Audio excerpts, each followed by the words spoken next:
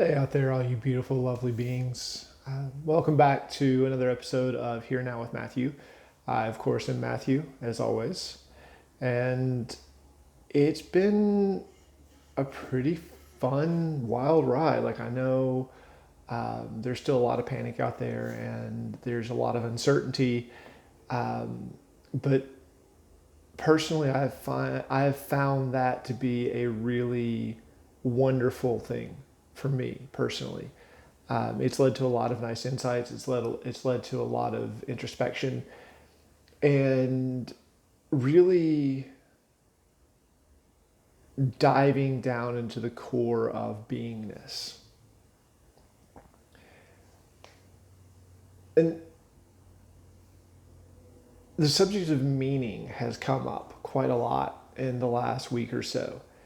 And you know, especially around these ideas of work and society and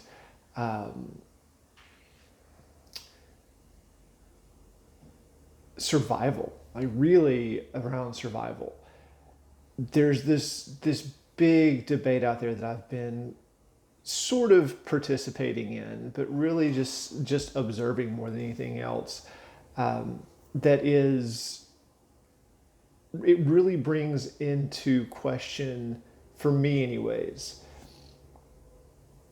should food, shelter, clothes, medical care have to be earned?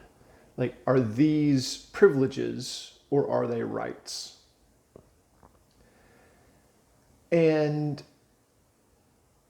I actually have been trapped in this too for a long time. It wasn't until I lived on Hawaii for a while where they have a totally different mindset that I kind of started questioning what I'm about to talk about. And that is scarcity. You know, this idea that is so prevalent in our society that there is not enough. And because there's not enough, some people will not survive, some people will suffer. And in order not to suffer, in order to survive, one must work. This is something that has, like, even the Apostle Paul talked about it. If a man does not work, neither shall he eat. And this is in direct contradiction to Jesus and the way he acted and the way he was and what he spoke for. But it's also in direct contradiction to most indigenous cultures. I brought up Hawaii specifically because their culture isn't one of scarcity. They do not have a mindset that there isn't enough to survive. They have a mindset of abundance, that there's more than enough to survive. And that leads to a very different cultural beingness for them. The fear that is present in the Western world isn't present in the same way there. Now it is because there's been so much Western influence. Well, for whatever reason, it doesn't. The reasons don't matter. There is that fear there. It does exist there, but it is not as consuming as it seems to be in most more Western countries. And so I've really just been looking at this idea of scarcity for myself, and the idea of meaning for myself. You know, I grew up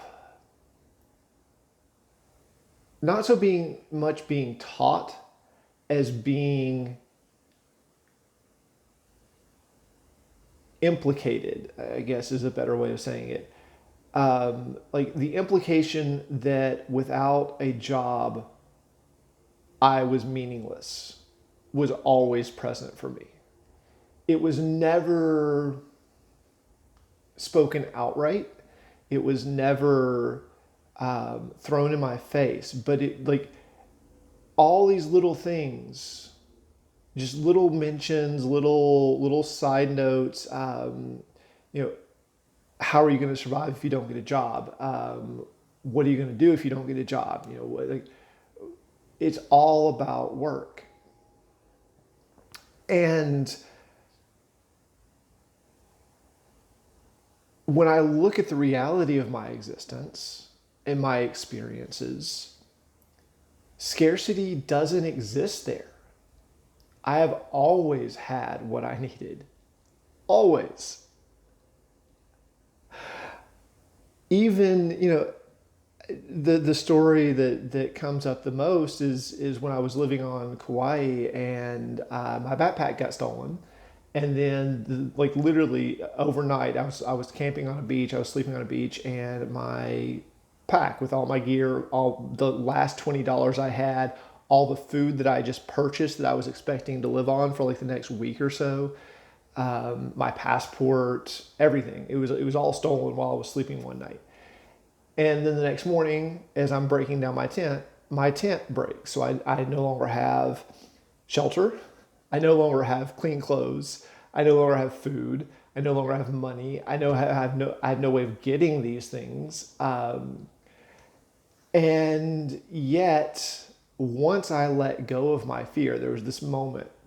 I had just gotten back into town, had gotten dropped off at this kind of social nexus that existed on the island at the time.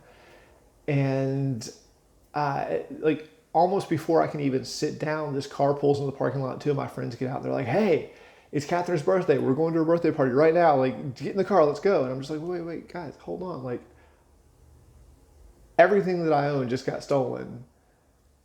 I don't know what I'm going to do to survive for the next, however long.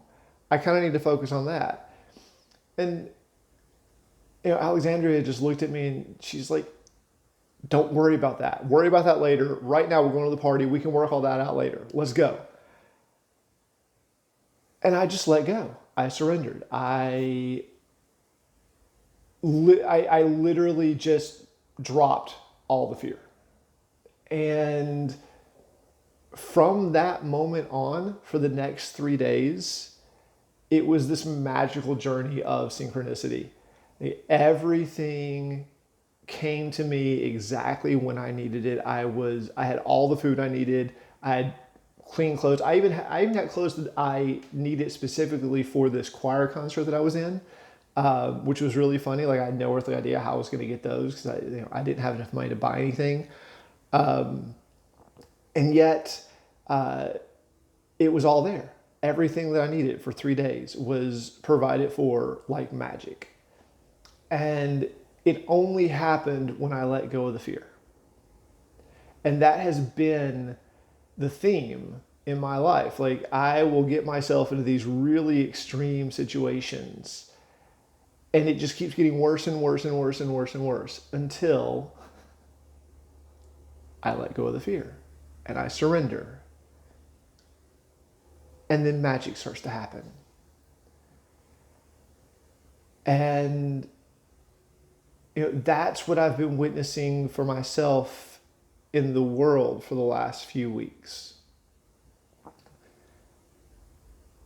As I see fear dissolved, the possibilities expand.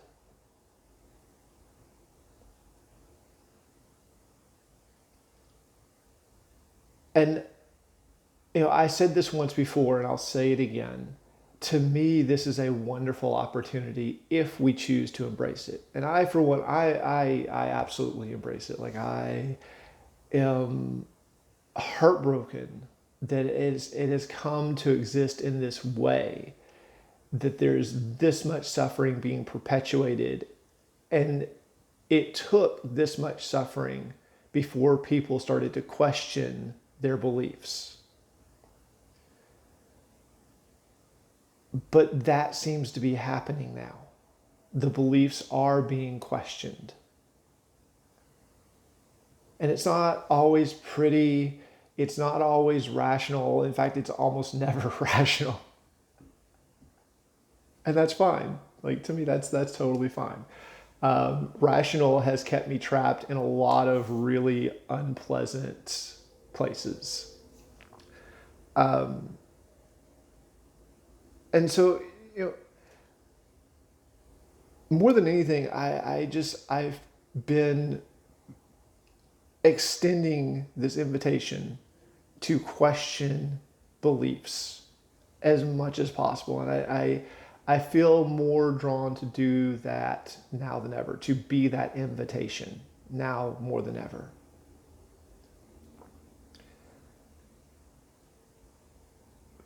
Question everything. Nothing is sacred.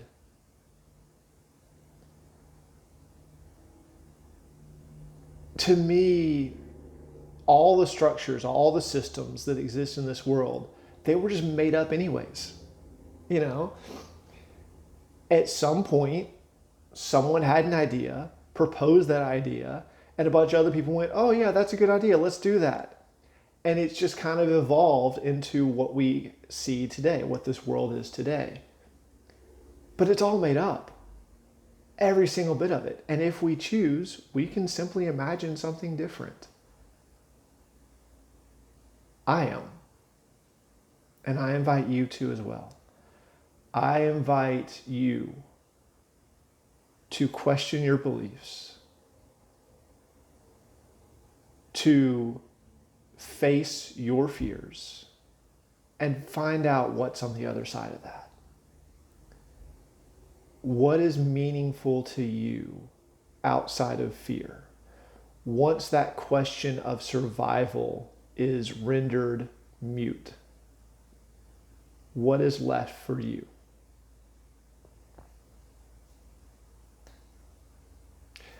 Kind of feel like that's it today. This is a little different from my normal videos, I know, and they may or may not continue in this vein. Who knows? For now, just thank you. And I'm here if anyone has any questions. I'm here to talk. I'm here to listen. More than anything, I'm here to listen. And just to be with you without judgment and without reservation and in love. So thank you. Love you all. Until next time. Aloha.